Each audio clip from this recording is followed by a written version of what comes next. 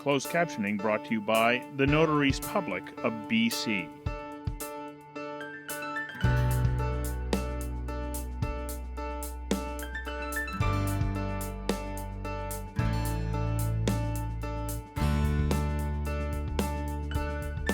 Welcome back. Joining us now is Linda Bakker of the Wildlife Rescue Association. Hi, Linda. Hi. Thanks for joining us. Good to be here. Now, our person of the week, Dave Stafford, has a question for you. We're going to start out with that. Okay. My question is, how do you volunteer without it taking over your life? Good question. How do you volunteer without it taking over your life? I think a lot of people are a bit afraid of that, so they don't even start. Well, people can set their own boundaries, and as an organization, we'll respect that.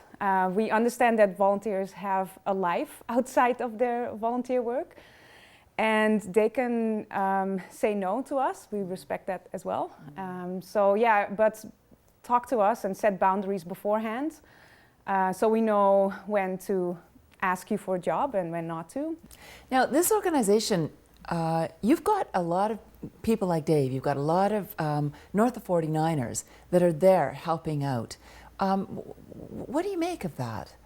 They're great. They're highly skilled. They know what they can do. They're confident. And usually there are people with a true passion for wildlife and nature and the outdoors. So they really love what they do for us. Tell me about the kinds of opportunities that are available. It sounds like it's a wonderful place and a very rewarding place to go and volunteer. Yeah, well, the main thing volunteers do is animal care. So they help us taking care of all the injured animals in our care center. So they do a lot of cleaning and feeding.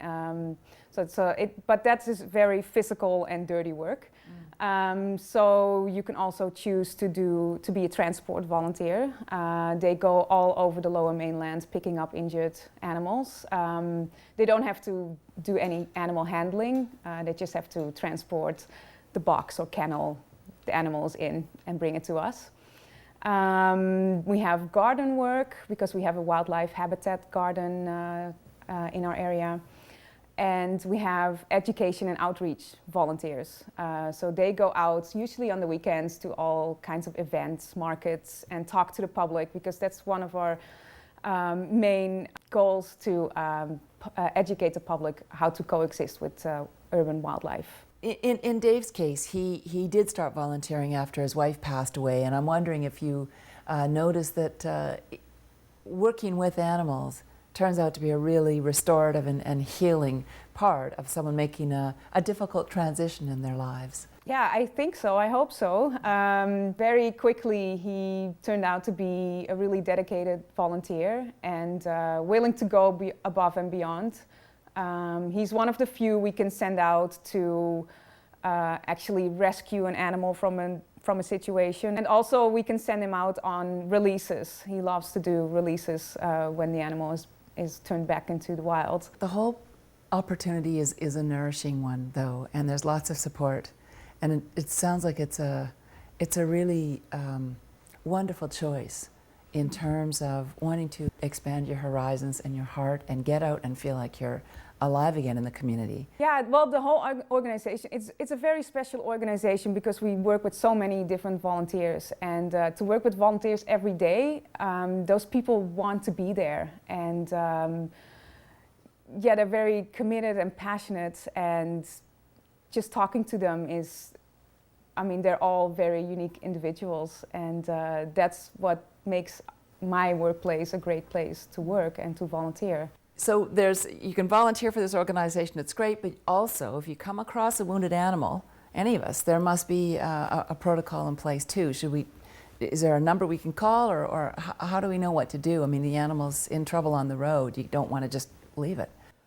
You can always call Wildlife Rescue for advice. But if you see an injured bird, the best thing to do is to pick it up and put it in a box. If you're afraid to pick it up, you can always cover it with a towel or something else on hand, and then pick it up and put it in the box, and just leave it dark and quiet and don't feed it anything. And If you can transport it yourself to our facility in Burnaby, that's great. If not, give us a call and we'll arrange a volunteer like Dave to pick it up. If it's a mammal, they are a little bit more dangerous. You can call us first for advice so we can assess the situation a little bit, and in some cases the SPCA will assist us. It's good to know that there's something in place though, because there's nothing more heartbreaking than seeing an animal in pain and not knowing what to do. Yes. Okay. Linda Bakker, thank you so much for joining us today. You're welcome. We'll be back in a moment. North of 49, a guide to the rest of your life.